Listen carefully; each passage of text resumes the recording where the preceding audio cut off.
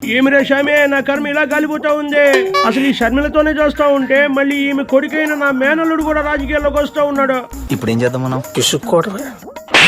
ఇక నుండి అమ్మ కొడుకులు ఇద్దరు నన్ను మాటలతో ఏడా పెడా వాయించేస్తే నా పరిస్థితి ఏం గాను? అసలే మా తాత రాజారెడ్డి పేరు పెట్టుకున్నాడు. వీడెంత ముదురవుతాడో ఏమో. వితౌట్ షుగర్ శంక నాకు. ఇదంతా నా స్వయం కృత అపరాధమే. మొన్న నాయన సమాధి దగ్గర మా అమ్మ విజయమ్మను దగ్గరకు తీసుకుని ఉంటే ఇప్పుడు ఈ అల్లుడుగాడు వచ్చి ఉండేవాడే కాదు. మా అమ్మే రెచ్చగొట్టి మనవడిని నా పైకి ఉసిగొల్పే పనిలో ఉన్నట్లున్నదే. బయట శత్రువుల కన్నా నాకు కొంపలోనే శత్రువులు అంతా ఉన్నట్లున్నారు.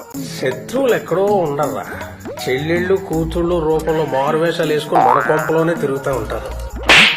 పాతాళానికి పడిపోయిన నా పార్టీకి సమాధి కట్టడానికే వీళ్ళంతా వచ్చినారా ఏమే? చిచే, నా మొహం మీద సీమ సీమిడి అయ్యా. వీడెవడండి బాబు?